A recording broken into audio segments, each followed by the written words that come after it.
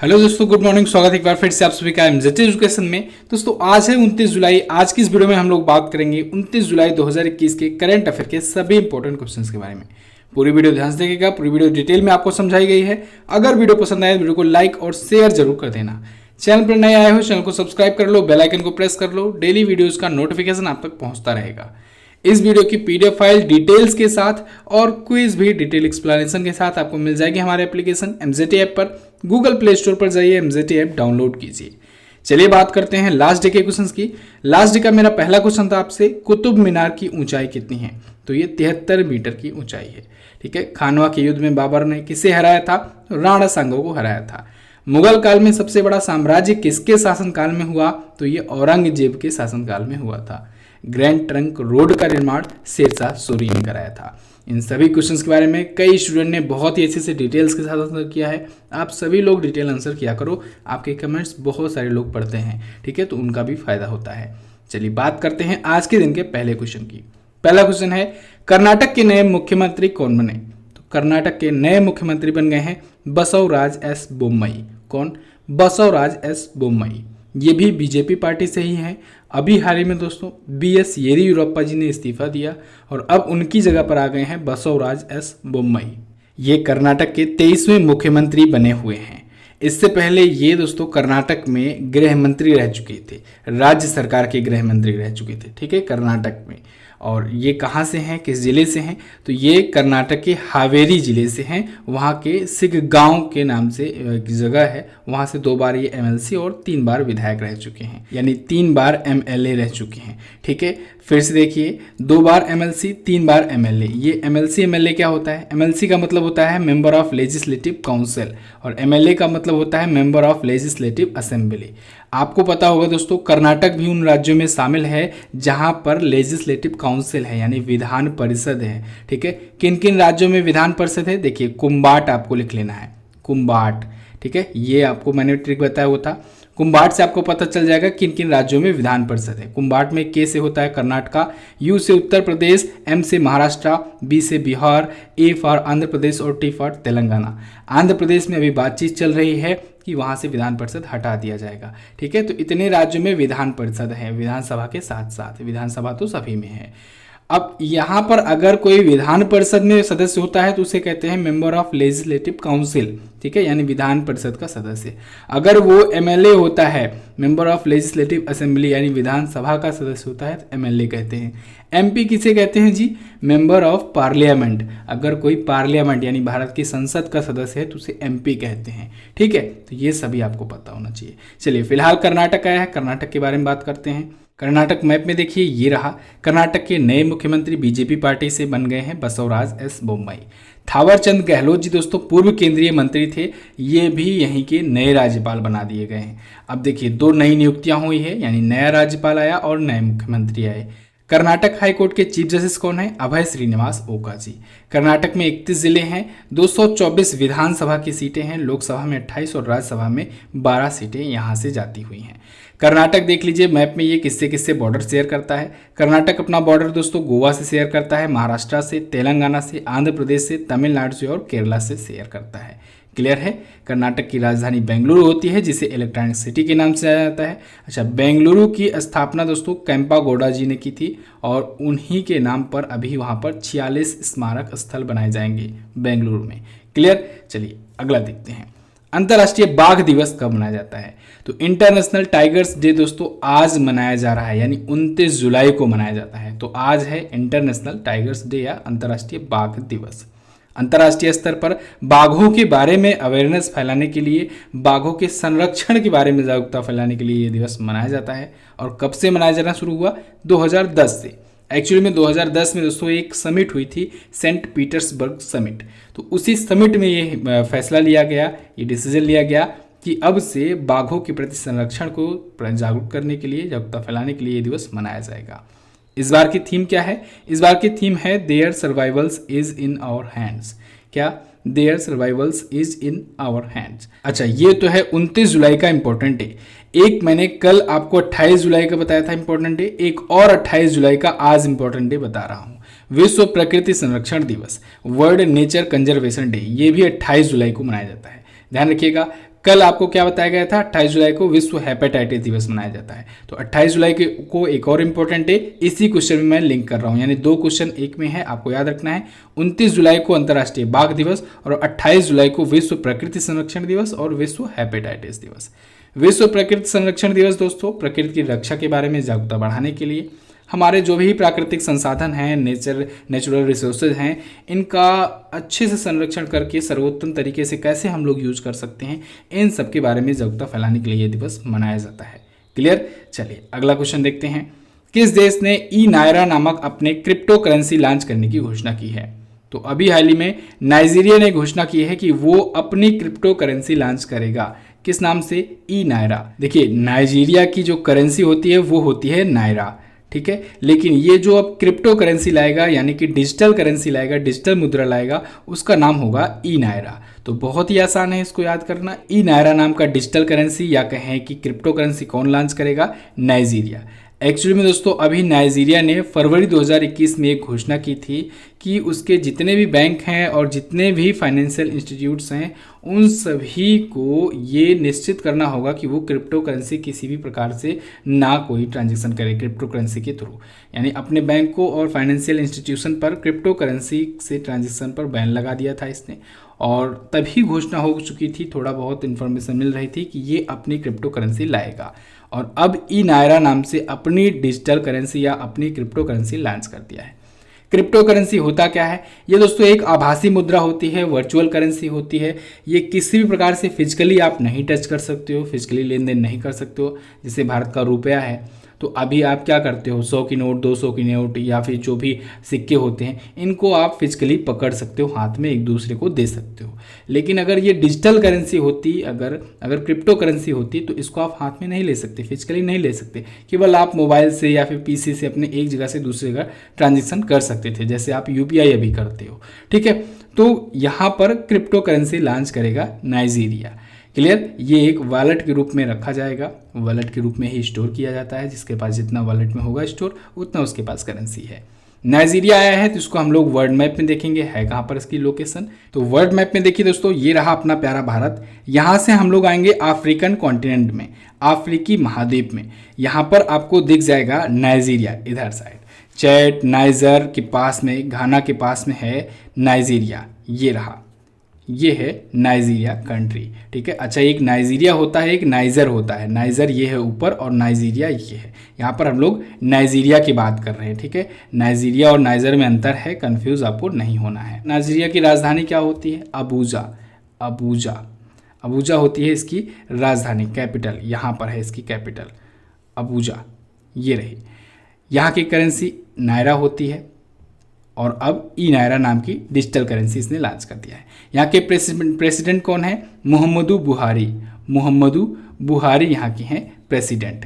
अगला क्वेश्चन देखते हैं। अगला क्वेश्चन है, किस राज्य ने निर्यातक बनो मिशन शुरू किया? तो अभी हाल ही में राजस्थान सरकार ने निर्यातक बनो नाम का एक कैंपेन शुरू किया है, एक अभियान शुरू किया है, या कहेंगे एक मिशन शुरू किया है। निर्यातक बनो, देखिए नाम से ही स्पष्ट है, ये निर्यात करने के लिए यानी एक्सपोर्ट करने के लिए ये शुरू किया गया है। यहाँ के जो भी व्यापारी हैं, जो भी एंटरप्रेन्योर्स हैं राजस्थान के, उनको इस प्रकार से ट्रेंड किया जाएगा, प्रमोट किया जाएगा, जिससे वो अपने प्रोडक्ट को ना सिर्फ भारत में बल्कि ग्लोबली भी एक्सपोर्ट कर सके। तो इससे एक्सपोर्टेशन को बढ़ावा मिलेगा राजस्थान के प्रोडक्ट को। तो इसके लिए राजस्थान सरकार के उद्योग विभाग और जो शीर्ष औद्योगिक विकास निकाय है, इसके द्वारा मिल करके ये शुरू किया गया है मिशन निर्यातक बनो। क्लियर। अब राजस्थान आया है, राजस्थान के बारे में जानेंगे हम लोग। राजस्थान मैप में ये देखिए, ये रहा राजस्थान दोस्तों, भारत का सबसे बड़ा राज्य है क्षेत्रफल की दृष्टि से। जयपुर यानी पिंक सिटी के नाम से जिसे जाना जाता है, वो यहाँ की कैपिटल है। Ashok Gehlot ji Indian national Congress party से यहाँ के हैं चीफ मिनिस्टर। गवर्नर हैं कलराज मिश्रा जी। इंद्रजीत मोहंती जी राजस्थान हाईकोर्ट के करंट टाइम पर हैं चीफ जस्टिस। राजस्थान में जिलों की संख्या है 33, विधानसभा की सीटें यहाँ पर हैं 200 और लोकसभा में 25 सीटें जाती हैं, जबकि राज्यसभा में 10 सीटें जाती हैं राजस्थान से।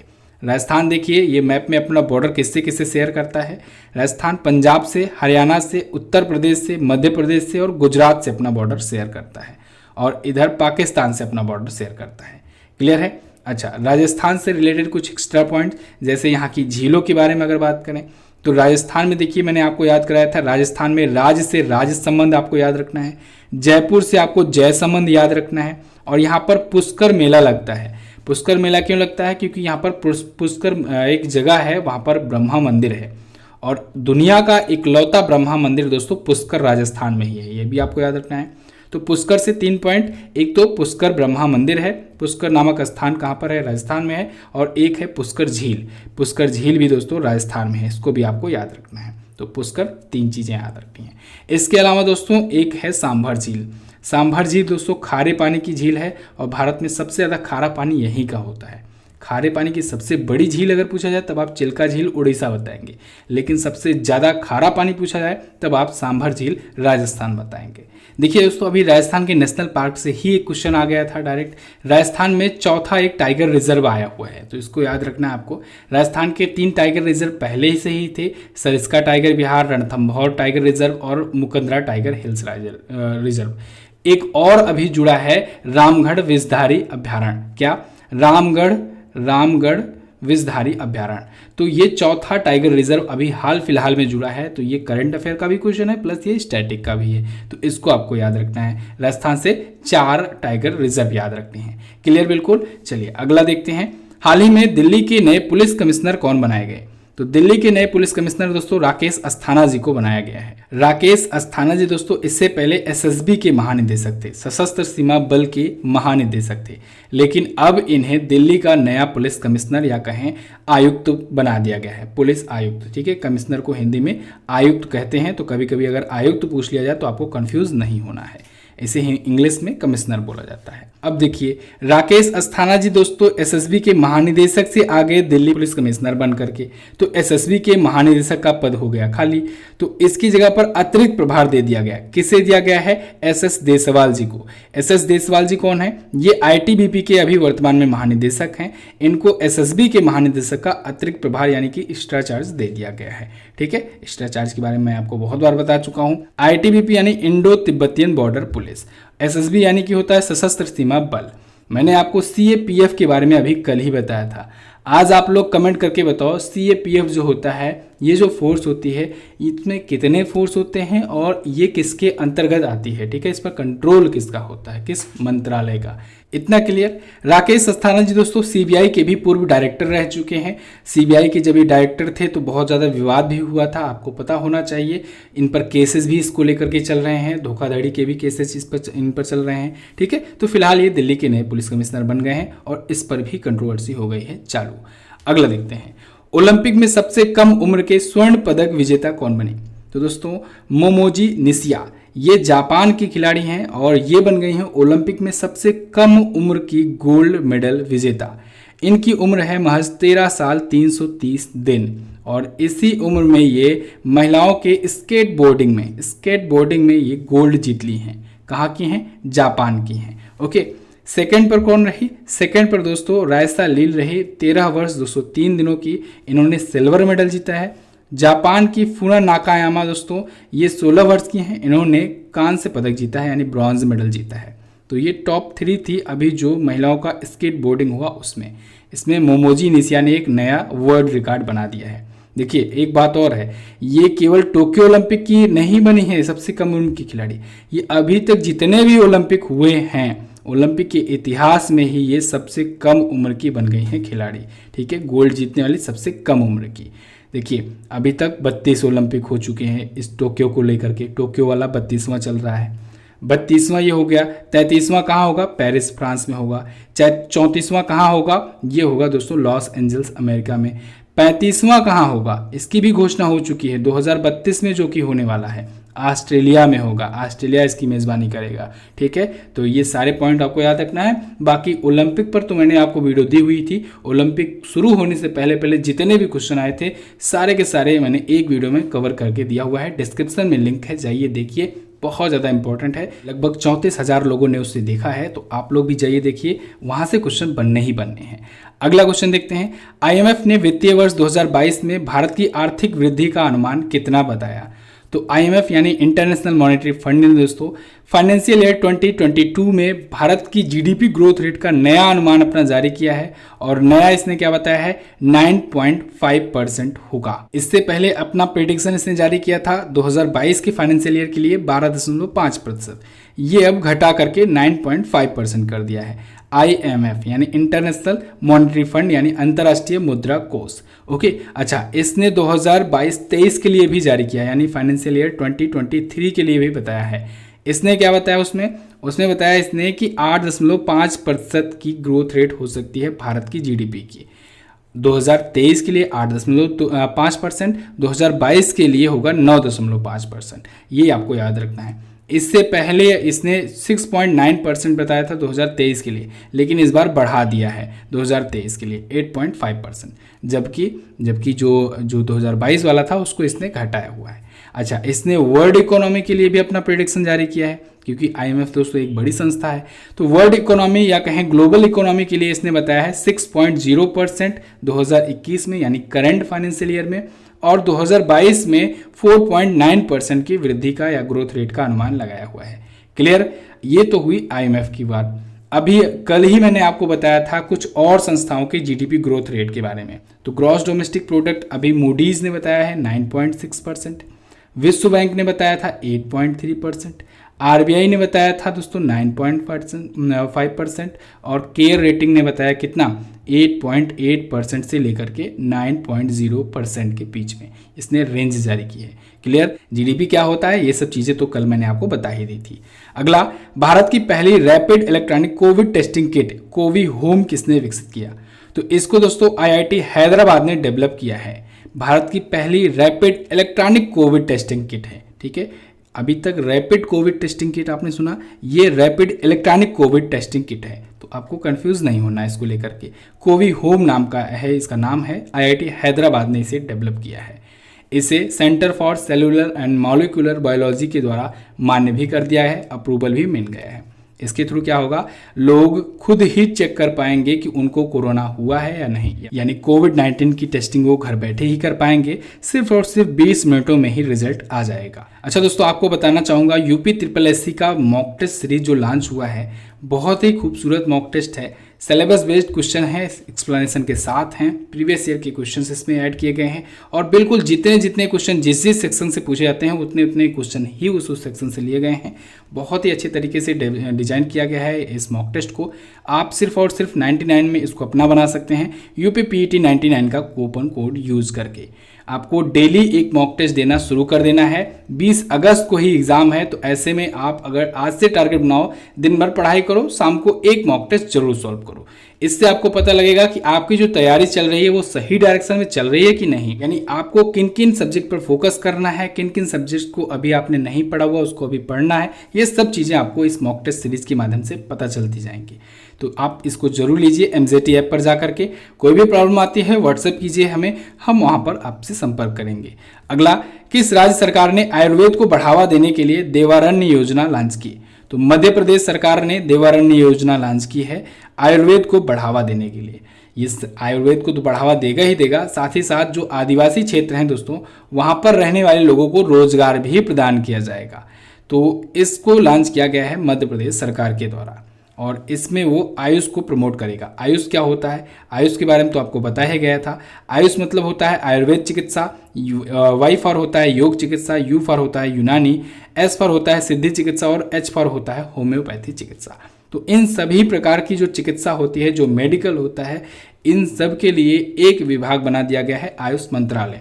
तो आयुष मंत्रालय वो तो केंद्र सरकार का है ही, लेकिन इन सब को हम लोग आयुष कह सकते हैं कि नहीं? बिल्कुल कह सकते हैं। तो इन सब के लिए मध्य प्रदेश में ये योजना लॉन्च की गई है। ठीक है, तो यहाँ पर आपको आयुष मंत्रालय नहीं जोड़ना है, यहाँ पर आपको सिर्फ आयुष से मतलब रखना है। क्लियर?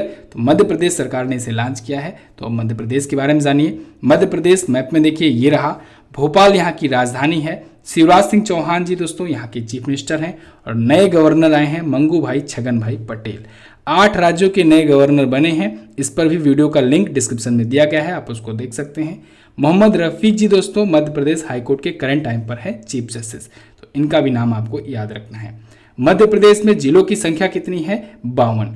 मध्य प्रदेश में विधानसभा की सीटें 230 है, यहाँ से लोकसभा में सीटें जाती हैं 29 और राज्यसभा में सीटें जाती हैं 11।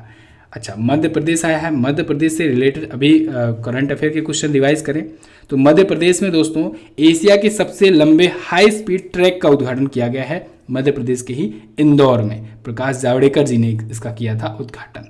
अच्छा, मध्य प्रदेश दोस्तों अभी युवा शक्ति कोरोना मुक्ति अभियान शुरू किया था। मध्य प्रदेश सरकार ने अंकुर योजना शुरू की थी और मध्य प्रदेश ने ही मिशन नगरोदय कार्यक्रम भी शुरू किया था। अगला क्वेश्चन, केंद्र सरकार एनिमेशन, गेमिंग और कॉमिक्स के लिए किसकी मदद से राष्ट्रीय उत्कृष्टता केंद्र स्थापित करेगी? तो केंद्र सरकार ने आईआईटी बॉम्बे के साथ हाथ मिला करके एनिमेशन, विजुअल इफेक्ट, गेमिंग और कॉमिक्स के लिए ये एक राष्ट्रीय उत्कृष्टता केंद्र या कहें नेशनल सेंटर फॉर एक्सीलेंस स्थापित करने की घोषणा किया है। केंद्रीय जो मंत्री हैं, सूचना और प्रसारण मंत्री हैं अनुराग ठाकुर जी, जो कि केंद्रीय खेल मंत्री भी हैं, खेल और युवा मामलों के भी मंत्रालय ये संभालते हैं, इन्होंने इसकी घोषणा की है।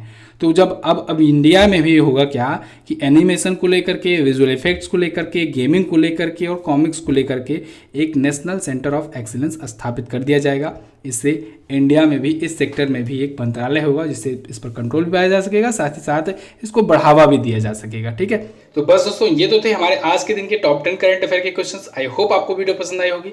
वीडियो अगर पसंद आई है तो वीडियो को लाइक कर दीजिए और हाँ, आज दोस्तों आप लोग वीडियो को शेयर कर दो, जहां भी हो सके वीडियो को शेयर जरूर कर दो। आप लोग वीडियो देखते हो, वीडियो को शेयर करना भूल जाते हो, वीडियो को शेयर जरूर कर दिया करो। इससे आप शेयर करोगे तो हमारा भी मोटिवेशन बढ़ा रहेगा, अगले दिन और ज़्यादा इन्फॉर्मेशन मैं आपको बताने का प्रयास करूंगा। वीडियो को शेयर करने के साथ साथ चैनल को भी सब्सक्राइब करके रख लो, वरना आने वाली वीडियोज़ का नोटिफिकेशन नहीं मिल पाएगा। चलिए बात करते हैं क्वेश्चन ऑफ द डे की। आज का पहला क्वेश्चन है, गांधी जी ने अपना पहला सत्याग्रह कब और कहां पर किया था? मुस्लिम लीग की स्थापना कब हुई थी? तीनों गोलमेज सम्मेलनों में हिस्सा लेने वाले एकमात्र भारतीय कौन थे? असहयोग आंदोलन क्यों वापस लिया गया था? ये सभी क्वेश्चन देखिए। अब देखिए धीरे धीरे हम लोग मॉडर्न हिस्ट्री में आ गए हैं। ठीक है, सबसे पहले हम लोग इकोनॉमिक पढ़े, फिर पॉलिटी पढ़े, ठीक है, पॉलिटी इकोनॉमिक, फिर ज्योग्राफी, इसके बाद कंप्यूटर पढ़े, इसके बाद अब इतिहास शुरू किए हैं। इतिहास में हम लोग सबसे पहले कि प्राचीन इतिहास से मध्यकालीन इतिहास और अब आधुनिक भारत के इतिहास पर पहुँच गए हैं। तो इस माध्यम से हम लोग स्टैटिक जीके भी इस करंट अफेयर के साथ साथ तैयार करते चल रहे हैं। तो आपको डेली वीडियोस देखनी है, डेली आपका रिवीजन होता रहेगा, स्टैटिक भी और करंट अफेयर तो आपका तैयार होता ही रहेगा। हमारे हिसाब से तो ये बेस्ट जीके प्रिपरेशन का तरीका है। तो इसी आधार पर आप लोग वीडियो को लाइक कर दीजिए, शेयर कर दीजिए अपने दोस्तों के साथ और रेगुलरिटी बनाकर रखिए। जाइए इसकी क्विज भी सॉल्व कर लीजिए। क्विज मिलेगी आपको एमजेटी ऐप पर, डिटेल पीडीएफ भी आपको एमजेटी ऐप पर ही मिलेगी। अगर आप वन लाइनर के रूप में चाहते हो तो आप हमारे टेलीग्राम ग्रुप भी ज्वाइन कर सकते हैं। वन लाइनर के रूप में आप क्विक रिवीजन कर सकते हैं। चलिए बस फिलहाल रखते हैं दोस्तों इतना ही वीडियो में। वीडियो को एंड तक देखने के लिए बहुत बहुत धन्यवाद। मिलेंगे अगले वीडियो में अगले इंटरेस्टिंग टॉपिक के साथ। तब तक के लिए नमस्कार, जय हिंद, वंदे मातरम।